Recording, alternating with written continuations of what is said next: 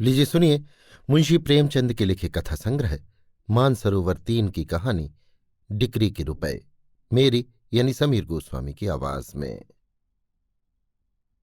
नईम और कैलाश में इतनी शारीरिक, मानसिक, नैतिक और सामाजिक अभिन्नता थी जितनी दो प्राणियों में हो सकती है।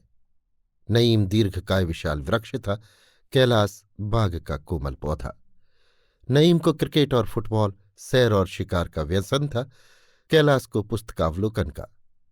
नईम एक विनोदशील, वाक्चतुर, निर्द्वंद, हास्यप्रिय, विलासी युवक था। उसे कल की चिंता कभी न सताती थी। विद्यालय उसके लिए क्रीड़ा का स्थान था और कभी कभी बेंच पर खड़े होने का।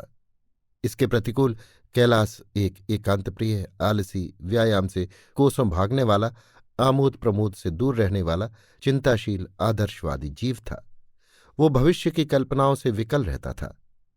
नईम एक सुसंपन्न, उच्च पदाधिकारी पिता का एकमात्र पुत्र था। कैलाश एक साधारण व्यवसायी के कई पुत्रों में से एक। उसे पुस्तकों के लिए काफी धन न मिलता था, मांग जांच कर काम निकाला करता था। एक के लिए जीवन आनंद का स्वप्न था और दूसरे के लिए विपत्तियों का बोझ। पर इतनी विषमताओं के होते हुए भी उन दोनों में घनिष्ठ मैत्री और निस्वार्थ विशुद्ध प्रेम था। कैलाश मर जाता पर नईम का अनुग्रह पात्र न बनता, और नईम मर जाता पर कैलाश से बेअद भी न करता। नईम की खातिर से कैलाश कभी कभी स्वच्छ निर्मल वायु का सुख उठा लिया करता। कैलाश की खातिर से नईम भी कभी कभी भविष्य के स्वप्न देख लिया करता था। नईम के लिए राज्य पद का द्वार खुला हुआ था, भविष्य कोई अपार सागर न था। कैलाश को अपने हाथों से कुआं खोदकर पानी पीना था। भविष्य एक भीषण संग्राम था जिसके स्मरण मात्र से उसका चित्त अशांत हो उठता था। कॉलेज से निकलने के बाद नईम को शासन विभाग में एक उच्च पद प्राप्त हो गया। यद्यपि वो 3री श्रेणी में पास हुआ था। कैलाश प्रथम श्रेणी में पास हुआ था, किंतु उसे बरसों एड़ियां रगड़ने, खाक छानने और कुएं झांकने पर भी कोई काम न मिला। यहां तक कि विवश होकर उसे अपनी कलम का आश्रय लेना पड़ा। उसने एक समाचार पत्र निकाला। एक ने राज्याधिकार का रास्ता लिया जिसका लक्ष्य धन था, और दूसरे ने सेवा मार्ग का सहारा लिया जिसका परिणाम ख्याति, कष्ट और कभी कभार कारागार होता है।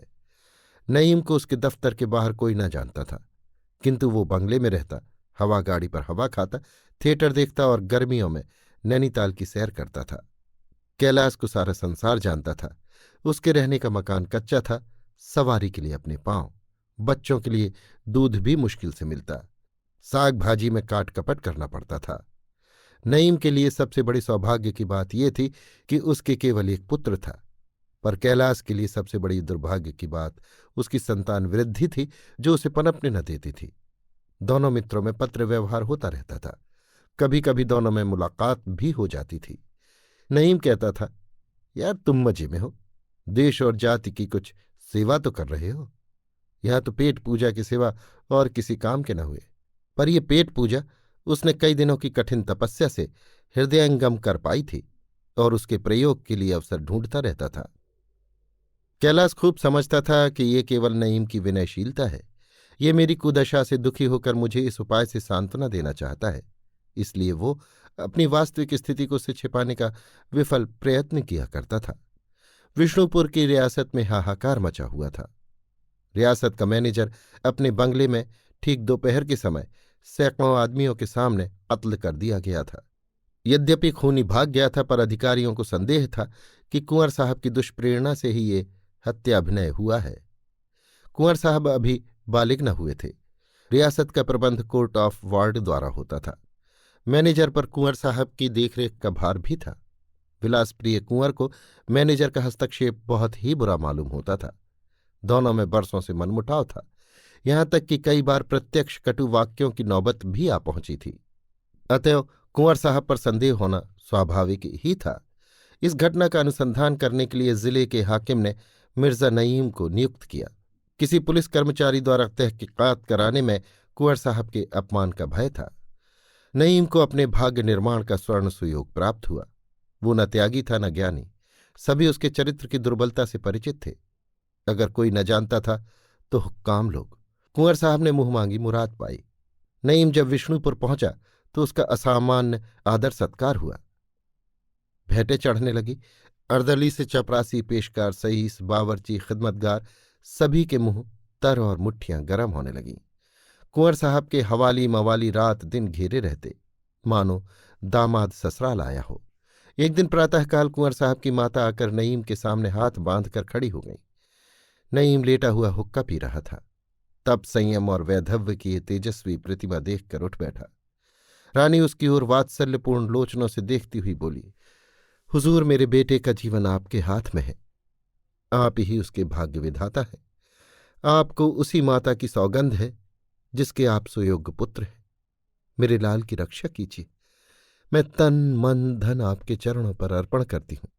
स्वार्थ ने दया के संयोग से नईम को पूर्ण रीत से वशीभूत कर लिया। उन्हीं दिनों कैलाश नईम से मिलने आया। दोनों मित्र बड़े तपाक से गले मिले। नईम ने बातों बातों में वो संपूर्ण वृत्तांत कह सुनाया और कैलाश पर अपने कृत्य का औचित्य सिद्ध करना चाहा। कैलाश ने कहा, मेरे विचार में पाप सदैव पाप है, चाहे वो किसी आवरण में मंडित हो। नईम, और मेरा विचार है कि अगर गुनाह से किसी की जान बचती हो तो वो एन सवाब है। कुंवर साहब अभी नौजवान आदमी हैं, बहुत ही होनहार, बुद्धिमान, उदार और सहृदय। आप उनसे मिलें तो खुश हो जाएं। उनका स्वभाव अत्यंत विनम्र है। मैनेजर, जो यथार्थ में दुष्ट प्रकृति का मनुष्य था, बरबस कुंवर साहब को दिक किया करता था। यहां तक कि एक मोटर कार के लिए उसने रुपए न स्वीकार किए, न सिफारिश की। मैं ये नहीं कहता कि कुंवर साहब का ये कार्य स्तुत्य है, लेकिन बहस ये है कि उनको अपराधी सिद्ध करके उन्हें काले पानी की हवा खिलाई जाए या निरपराध सिद्ध करके उनकी प्राण रक्षा की जाए। और भाई, तुमसे तो कोई पर्दा नहीं है, पूरे 20,000 की थैली है। बस मुझे अपनी रिपोर्ट में ये लिख देना होगा कि व्यक्तिगत वैमनस्य के कारण ये दुर्घटना हुई है। राजा साहब का इससे कोई संपर्क नहीं। जो शहादतें मिल सकी उन्हें मैंने गायब कर दिया। मुझे इस कार्य के लिए नियुक्त करने में अधिकारियों की एक मसलहत थी। कुंवर साहब हिंदू है, इसलिए किसी हिंदू कर्मचारी को नियुक्त न करके जिलाधीश ने ये भार मेरे सिर रखा। ये सांप्रदायिक विरोध मुझे निष्प्रह सिद्ध करने के लिए काफी है। मैंने 2-4 अवसरों पर कुछ तो हुक्काम की प्रेरणा से और कुछ स्वेच्छा से मुसलमानों के साथ पक्षपात किया, जिससे ये मशहूर हो गया है कि मैं हिंदुओं का कट्टर दुश्मन हूं। हिंदू लोग तो मुझे पक्षपात का पुतला समझते हैं। ये भ्रम मुझे आक्षेपों से बचाने के लिए काफी है। बताओ, हूं तकदीरवर की नहीं? कैलाश, अगर कहीं बात खुल गई तो?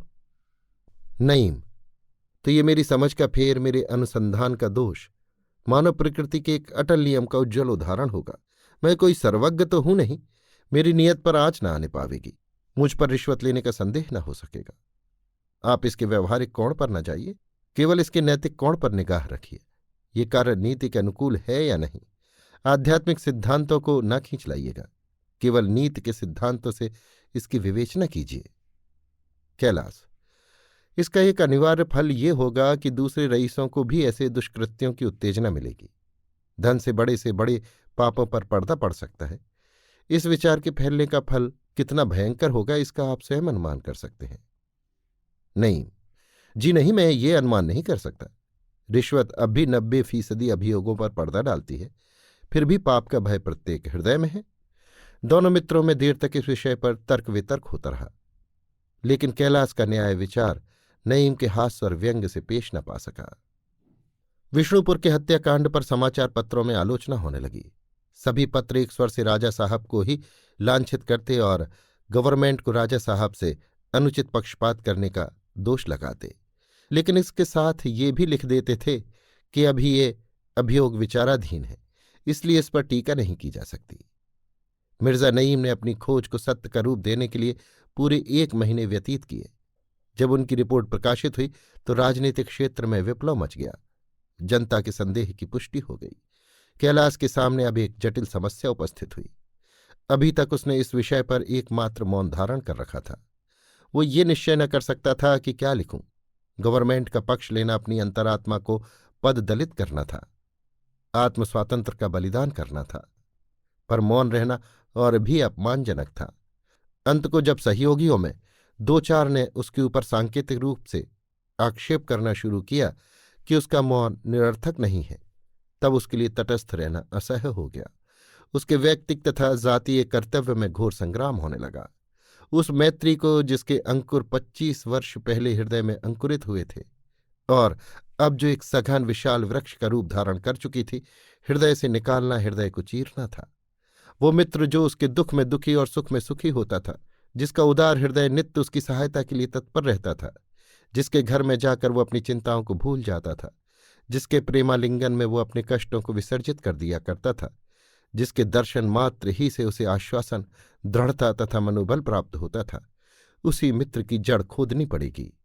वो बुरी सायत थी जब मैंने संपादकीय क्षेत्र में पदार्पण किया, नहीं तो आज इस धर्म संकट में क्यों पड़ता। कितना घोर विश्वासघात होगा। विश्वास मैत्री का मुख्य अंग है। नईम ने मुझे अपना विश्वास पात्र बनाया है, मुझसे कभी पर्दा नहीं रखा। उसके उन गुप्त रहस्यों को प्रकाश में लाना उसके प्रति कितना घोर अन्याय होगा। नहीं, मैं मैत्री को कलंकित न करूंगा, उसकी निर्मल कीर्ति पर धब्बा न लगाऊंगा, मैत्री पर वज्राघात न करूंगा। ईश्वर वो दिन न लावे कि मेरे हाथों नईम का अहित हो। मुझे पूर्ण विश्वास है कि यदि मुझ पर कोई संकट पड़े तो नईम मेरे लिए प्राण तक दे देने को तैयार हो जाएगा। उसी मित्र को मैं संसार के सामने अपमानित करूं, उसकी गर्दन पर कुठार चलाऊं। भगवान मुझे वो दिन न दिखाना। लेकिन जातीय कर्तव्य का पक्ष भी निरस्त्र न था। पत्र का संपादक परंपरागत नियमों के अनुसार जात का सेवक है। वो जो कुछ देखता है जात की विराट दृष्टि से देखता है। वो जो कुछ विचार करता है उस पर भी जातीयता की छाप लगी होती है। नित्य जात के विस्तृत विचार क्षेत्र में विचरण करते रहने से व्यक्ति का महत्व उसकी दृष्टि में अत्यंत संकीर्ण हो जाता है। वो व्यक्ति को क्षुद्र, तुच्छ, नगण्य कहने लगता है। व्यक्ति की जात पर बलि देना उसकी नीति का प्रथम अंग है। यहाँ तक कि वो बहुधा अपने स्वार्थ को भी जात पर वार कर देता है। उसके जीवन का लक्ष्य महान आत्माओं का अनुगामी होता है, जिन्होंने राष्ट्रों का निर्माण किया है। उनकी कीर्ति अमर हो गई है, जो दलित राष्ट्रों की उद्धारक हो गई हैं। वो यथाशक्ति कोई काम ऐसा नहीं कर सकता जिससे उसके पूर्वजों की उज्ज्वल विरुद्धावली में कालिमा लगने का भय हो। कैलास राजनीतिक क्षेत्र में बहुत कुछ यश और गौरव प्राप्त कर चुका था। उसकी सम्मति आदर की दृष्टि से देखी जाती थी। उसके निर्भीक विचारों ने, उसकी निष्पक्ष टीकाओं ने उसे संपादक मंडली का प्रमुख नेता बना दिया था। अतएव इस अवसर पर मैत्री का निर्वाह केवल उसकी नीति और आदर्श ही के विरुद्ध नहीं, उसके मनोगत भावों के भी विरुद्ध था। इसमें उसका अपमान था, आत्मपतन था, भीरुता थी। ये कर्तव्य पथ से विमुख होना और राजनीतिक क्षेत्र से सदैव के लिए बहिष्कृत हो जाना था। एक व्यक्ति की, चाहे वो मेरा कितना ही आत्मीय क्यों न हो, राष्ट्र के सामने क्या हस्ती है। नईम के बनने या बिगड़ने से राष्ट्र पर कोई असर न पड़ेगा, लेकिन शासन की निरंकुशता और अत्याचार पर पर्दा डालना राष्ट्र के लिए भयंकर सिद्ध हो सकता है। उसे इसकी परवाह न थी कि मेरी आलोचना का प्रत्यक्ष कोई असर होगा या नहीं। संपादक की दृष्टि में अपनी सम्मति सिंहनाद के समान प्रतीत होती है। वो कदाचित समझता है कि मेरी लेखनी शासन को कंपायमान कर देगी, विश्व को हिला देगी। शायद सारा संसार मेरी कलम की सरसराहट से थर्रा उठेगा। मेरे विचार प्रकट होते ही युगांतर उपस्थित कर देंगे। नईम मेरा मित्र है, किंतु राष्ट्र मेरा इष्ट है। मित्र के पद की रक्षा के लिए क्या अपने इष्ट पर प्राणघातक आघात करूं? कई दिनों तक कैलास के व्यक्तिगत और संपादक के कर्तव्यों में संघर्ष होता रहा। अंत को जात ने व्यक्ति को परास्त कर दिया। उसने निश्चय किया कि मैं इस रहस्य का यथार्थ स्वरूप दिखा दूंगा। शासन के अनुत्तरदायित्व को जनता के सामने खोलकर रख दूंगा। शासन विभाग के कर्मचारियों की स्वार्थ लोलुपता का नमूना दिखा दूंगा। दुनिया को दिखा दूंगा कि सरकार किन की आंखों से देखती है, किन के कानों से सुनती है। उसकी अक्षमता, उसकी अयोग्यता और उसकी दुर्बलता को प्रमाणित करने का इससे बढ़कर और कौन सा उदाहरण मिल सकता है। नहीं, मेरा मित्र है तो हो, जात के सामने वो कोई चीज नहीं है। उसकी हानि के भय से मैं राष्ट्रीय कर्तव्यों से क्यों मुंह फेरूं? अपनी आत्मा को क्यों दूषित करूं? अपनी स्वाधीनता को क्यों कलंकित करूं? आह, प्राणों से प्रिय नईम, मुझे क्षमा करना। आज तुम जैसे मित्र रत्न को मैं अपने कर्तव्य की वेदी पर बलि चढ़ाता हूं, मगर तुम्हारी जगह अगर मेरा पुत्र होता तो उसे भी इसी कर्तव्य की बलि वेदी पर भेंट कर देता। दूसरे दिन कैलास ने इस घटना की मीमांसा शुरू की। जो कुछ उसने नईम से सुना था वो सब एक लेखमाला के रूप में प्रकाशित करने लगा। घर का भेदी लंका ढाहे, अन्य संपादकों को जहां अनुमान, तर्क और युक्ति के आधार पर अपना मत स्थिर करना पड़ता था और इसलिए वे कितनी ही अनर्गल अपवादपूर्ण बातें लिख डालते थे, वहां कैलाश की टिप्पणियां प्रत्यक्ष प्रमाणों से युक्त होती थीं। वो पते पते की बातें कहता था और उस निर्भीकता के साथ जो दिव्य अनुभव का निर्देश करती थी। उसके लेखों में विस्तार कम पर सार अधिक होता था। उसने नईम को भी न छोड़ा, उसकी स्वार्थ लिप्सा का खूब खाका उड़ाया, यहाँ तक कि वो धन की संख्या भी लिख दी जो इस कुत्सित व्यापार पर पर्दा डालने के लिए उसे दी गई थी। सबसे मजे की बात यह थी कि उसने नईम से एक राष्ट्रीय गुप्तचर की मुलाकात का भी उल्लेख किया जिसने नईम को रुपए लेते हुए देखा था। अंत में गवर्नमेंट को भी चैलेंज दिया कि जो उसमें साहस हो तो मेरे प्रमाणों को झूठा साबित कर दे। इतना ही नहीं, उसने वो वार्तालाप भी अक्षरशः प्रकाशित कर दिया जो उसके और नईम के बीच हुआ था। रानी का नईम के पास आना, उसके पैरों पर गिरना, कुंवर साहब का नईम के पास नाना प्रकार के तोहफे लेकर आना, इन सभी प्रसंगों ने उसके लेखों में एक जासूसी उपन्यास का मजा पैदा कर दिया। इन लेखों ने राजनीतिक क्षेत्र में हलचल मचा दी। पत्र संपादकों को अधिकारियों पर निशाने लगाने के ऐसे अवसर सौभाग्य से मिलते हैं।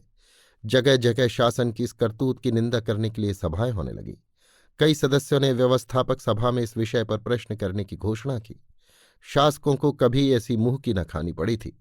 आखिर उन्हें अपनी मान रक्षा के लिए इसके सिवा और कोई उपाय न सूझा कि वे मिर्जा नईम को कैलाश पर मानहानि का अभियोग चलाने के लिए विवश करें। कैलाश पर इस्तगासा दायर हुआ। मिर्जा नईम की ओर से सरकार पैरवी करती थी। कैलाश स्वयं अपनी पैरवी कर रहा था। न्याय के प्रमुख संरक्षकों, वकील, बैरिस्टरों ने किसी अज्ञात कारण से उसकी पैरवी करना अस्वीकार किया। न्यायाधीश को हार कर कैलाश को कानून की सनद न रखते हुए भी अपने मुकदमे की पैरवी करने की आज्ञा देनी पड़ी। महीनों अभियोग चलता रहा। जनता में सनसनी फैल गई। रोज हजारों आदमी अदालत में एकत्र होते थे। बाजारों में अभियोग की रिपोर्ट पढ़ने के लिए समाचार पत्रों की लूट होती थी। चतुर पाठक पढ़े हुए पत्रों से घड़ी रात जाते जाते दुगने पैसे खड़े कर लेते थे, क्योंकि उस समय तक पत्र विक्रेताओं के पास कोई पत्र न बचने पाता था। जिन बातों का ज्ञान पहले गिने गिनाए पत्र ग्राहकों को था, उन पर अब जनता की टिप्पणियां होने लगीं। नईम की मिट्टी कभी इतनी खराब न हुई थी। गली गली, घर घर उसी की चर्चा थी। जनता का क्रोध उसी पर केंद्रित हो गया था। वो दिन भी स्मरणीय रहेगा जब दोनों सच्चे, एक दूसरे पर प्राण देने वाले मित्र अदालत में आमने सामने खड़े हुए और कैलाश ने मिर्जा नईम से जिरह करनी शुरू की। कैलाश को ऐसा मानसिक कष्ट हो रहा था मानो वो नईम की गर्दन पर तलवार चलाने जा रहा है, और नईम के लिए तो वो अग्नि परीक्षा थी। दोनों के मुख उदास थे, एक का आत्मग्लानि से, दूसरे का भय से।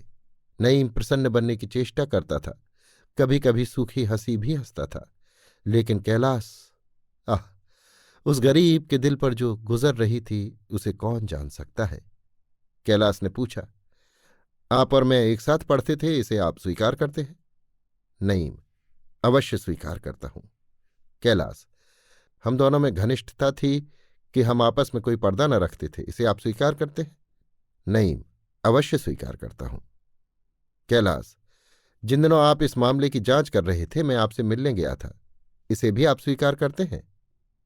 नईम, अवश्य स्वीकार करता हूं। कैलाश, क्या उस दिन आपने मुझसे ये नहीं कहा था कि कुंवर साहब की प्रेरणा से ये हत्या हुई है? नईम, कदापि नहीं। कैलाश, आपके मुख से ये शब्द नहीं निकले थे कि 20,000 की थैली है? नईम जरा भी न झिझका, जरा भी संकुचित न हुआ। उसकी जबान में लेश मात्र भी लुकनत न हुई, वाणी में जरा भी थरथराहट न आई। उसके मुख पर अशांति, अस्थिरता या असमंजस का कोई भी चिन्ह न दिखाई दिया। वो अविचल खड़ा रहा। कैलाश ने बहुत डरते डरते ये प्रश्न किया था। उसको भय था कि नईम इसका कुछ जवाब न दे सकेगा, कदाचित रोने लगेगा। लेकिन नईम ने निशंक भाव से कहा, संभव है आपने स्वप्न में मुझसे ये बातें सुनी हो। कैलाश एक क्षण के लिए दंग हो गया। फिर उसने विस्मय से नईम की ओर नजर डालकर पूछा, क्या आपने ये नहीं फरमाया था कि मैंने 2-4 अवसरों पर मुसलमानों के साथ पक्षपात किया है और इसीलिए मुझे हिंदू विरोधी समझकर इस अनुसंधान का भार सौंपा गया है? नईम जरा भी न झिझका, अविचल, स्थिर और शांत भाव से बोला, आपकी कल्पना शक्ति वास्तव में आश्चर्यजनक है। बरसों तक आपके साथ रहने पर भी मुझे ये विदित न हुआ था कि आप में घटनाओं का आविष्कार करने की ऐसी चमत्कारपूर्ण शक्ति है। कैलाश ने और कोई प्रश्न नहीं किया। उसे अपने पराभव का दुख न था, दुख था नईम की आत्मा के पतन का। वो कल्पना भी न कर सकता था कि कोई मनुष्य अपने मुंह से निकली हुई बात को इतनी ढिठाई से अस्वीकार कर सकता है, और वो भी उसी आदमी के मुंह पर जिससे वो बात कही गई हो। ये मानवीय दुर्बलता की पराकाष्ठा है। वो नईम जिसका अंदर और बाहर एक था, जिसके विचार और व्यवहार में भेद न था, जिसकी वाणी आंतरिक भावों का दर्पण थी, वो नईम, वो सरल आत्माभिमानी सत्यभक्त नईम इतना धूर्त, ऐसा मक्कार हो सकता है? क्या दास्ता के सांचे में ढलकर मनुष्य अपना मनुष्यत्व खो बैठता है? क्या ये दिव्य गुणों के रूपांतरित करने का यंत्र है? अदालत ने नईम को 20,000 रुपयों की डिग्री दे दी। कैलाश पर वज्रपात हो गया। इस निश्चय पर राजनीतिक संसार में फिर कोहराम मचा। सरकारी पक्ष के पत्रों ने कैलाश को धूर्त कहा, जनपक्ष वालों ने नईम को शैतान बनाया। नईम के दुस्साहस ने न्याय की दृष्टि में चाहे उसे निरपराध सिद्ध कर दिया हो, पर जनता की दृष्टि में तो उसे और भी गिरा दिया। कैलाश के पास सहानुभूति के पत्र और तार आने लगे। पत्रों में उसकी निर्भीकता और सत्यनिष्ठा की प्रशंसा होने लगी। जगह जगह सभाएं और जलसे हुए और न्यायालय के निश्चय पर असंतोष प्रकट किया गया। किंतु सूखे बादलों से पृथ्वी की तृप्ति तो नहीं होती। रुपए कहाँ से आवें, और वो भी एकदम से 20,000? आदर्श पालन का यही मूल्य है। राष्ट्र सेवा महंगा सौदा है। 20,000! इतने रुपए तो कैलाश ने शायद स्वप्न में भी न देखे हों, और अब देने पड़ेंगे। कहाँ से देगा? इतने रुपयों के सूद से ही वो जीविका की चिंता से मुक्त हो सकता था। उसे अपने पत्र में अपनी विपत्ति का रोना रोकर चंदा एकत्र करने से घृणा थी। मैंने अपने ग्राहकों की अनुमति लेकर इस शेर से मोर्चा नहीं लिया था। मैनेजर की वकालत करने के लिए किसी ने मेरी गर्दन नहीं दबाई थी। मैंने अपना कर्तव्य समझकर ही शासकों को चुनौती दी थी। जिस काम के लिए मैं अकेला जिम्मेदार हूं, उसका भार अपने ग्राहकों पर क्यों डालूं? ये अन्याय है। संभव है जनता में आंदोलन करने से 2-4 हजार रुपये हाथ आ जाए, लेकिन ये संपादकीय आदर्श के विरुद्ध है। इससे मेरी शान में बट्टा लगता है। दूसरों को ये कहने का क्यों अवसर दूं कि और के मत्थे फुलौड़ियां खाई तो क्या बड़ा जग जीत लिया, जब जानते कि अपने बलबूते पर गरजते। निर्भीक आलोचना का सहरा तो मेरे सिर बंधा, उसका मूल्य दूसरों से क्यों वसूल करूं? मेरा पत्र बंद हो जाए, मैं पकड़कर कैद किया जाऊं, मेरा मकान कुर्क कर लिया जाए, बर्तन भाड़े नीलाम हो जाए, ये सब मुझे मंजूर है। जो कुछ सिर पड़ेगी भुगत लूंगा, पर किसी के सामने हाथ न फैलाऊंगा। सूर्योदय का समय था। पूर्व दिशा से प्रकाश की छटा ऐसे दौड़ी चली आ रही थी जैसे आंख में आंसुओं की धारा। ठंडी हवा कलेजे पर यों लगती थी जैसे किसी के करुण क्रंदन की ध्वनि। सामने का मैदान दुखी हृदय की भांति ज्योति के वाणों से बिंध रहा था। घर में वो निस्तब्धता छाई थी जो गृहस्वामी के गुप्त रोदन की सूचना देती है। न बालकों का शोरगुल था और न माता की शांति प्रसारणी शब्द तारणा। जब दीपक बुझ रहा हो तो घर में प्रकाश कहाँ से आवे? ये आशा का प्रभाव नहीं, शोक का प्रभाव था, क्योंकि आज ही कुरकमीन कैलाश की संपत्ति को नीलाम करने के लिए आने वाला था। उसने अंतर्वेदना से विकल होकर कहा, आह, आज मेरे सार्वजनिक जीवन का अंत हो जाएगा। जिस भवन का निर्माण करने में अपने जीवन के 25 वर्ष लगा दिए, वो आज नष्ट हो जाएगा। पत्र की गर्दन पर छुरी फिर जाएगी। मेरे पैरों में उपहास और अपमान की बेड़ियां पड़ जाएंगी। मुख में कालिमा लग जाएगी। ये शांति कुटीर उजड़ जाएगा। ये शोकाकुल परिवार किसी मुरझाए हुए फूल की पंखुड़ियों की तरह बिखर जाएगा। संसार में उसके लिए कहीं आश्रय नहीं है। जनता की स्मृति चिरस्थायी नहीं होती। अल्पकाल में मेरी सेवाएं विस्मृति के अंधकार में लीन हो जाएंगी। किसी को मेरी सुध भी न रहेगी। कोई मेरी विपत्ति पर आंसू बहाने वाला भी न होगा। सहसा उसे याद आया कि आज के लिए अभी अग्रलेख लिखना है। आज अपने सुहृद पाठकों को सूचना दूं कि ये इस पत्र के जीवन का अंतिम दिवस है। उसे फिर आपकी सेवा में पहुंचाने का सौभाग्य न प्राप्त होगा। हमसे अनेक भूलें हुई होंगी। आज हम उनके लिए आपसे क्षमा मांगते हैं। आपने हमारे प्रति जो सहवेदना और सहृदयता प्रकट की है, उसके लिए हम सदैव आपके कृतज्ञ रहेंगे। हमें किसी से कोई शिकायत नहीं है। हमें इस अकाल मृत्यु का दुख नहीं है, क्योंकि ये सौभाग्य उन्हीं को प्राप्त होता है जो अपने कर्तव्य पथ पर अविचलित रहते हैं। दुख यही है कि हम जात के लिए इससे अधिक बलिदान करने में समर्थ न हुए। इस लेख को आदि से अंत तक सोचकर वो कुर्सी से उठा ही था कि किसी के पैरों की आहट मालूम हुई। गर्दन उठाकर देखा तो मिर्जा नईम था। वही हंसमुख चेहरा, वही मृदु मुस्कान, वही क्रीड़ामय नेत्र। आते ही कैलाश के गले से लिपट गया। कैलाश ने गर्दन छुड़ाते हुए कहा, क्या मेरे घाव पर नमक छिड़कने, मेरी लाश को पैरों से ठुकराने आए हो? नईम ने उसकी गर्दन को और जोर से दबाकर कहा, और क्या, मोहब्बत के यही तो मजे हैं। कैलाश, मुझसे दिल लगी न करो, भरा बैठा हूं, मार बैठूंगा। नईम की आंखें सजल हो गई। बोला, आह जालिम, मैं तेरी जबान से यही कटु वाक्य सुनने के लिए तो विकल हो रहा था। जितना चाहो कोसो, खूब गालियां दो, मुझे इसमें मधुर संगीत का आनंद आ रहा है। कैलाश, और अभी जब अदालत में कुरकमीन मेरा घर बार नीलाम करने आवेगा तो क्या होगा? बोलो, अपनी जान बचाकर तो अलग हो गए। नहीं, हम दोनों मिलकर खूब तालियां बजावेंगे और उसे बंदर की तरह नचावेंगे। कैलाश, तुम अब पिटोगे मेरे हाथों से? सालिम, तुझे मेरे बच्चों पर भी दया ना आई? नहीं, तुम भी तो चले थे मुझी से जोर आजमाने। कोई समय था जब बाजी तुम्हारे हाथ रहती थी, अब मेरी बारी है। तुमने मौका महल तो देखा नहीं, मुझ पर फिर पड़े। कैलाश, सरासर सत्य की उपेक्षा करना मेरे सिद्धांत के विरुद्ध था। नहीं, और सत्य का गला घोटना मेरे सिद्धांत के अनुकूल। कैलाश, अभी एक पूरा परिवार तुम्हारे गले मढ़ दूंगा तो अपनी किस्मत को रोगे।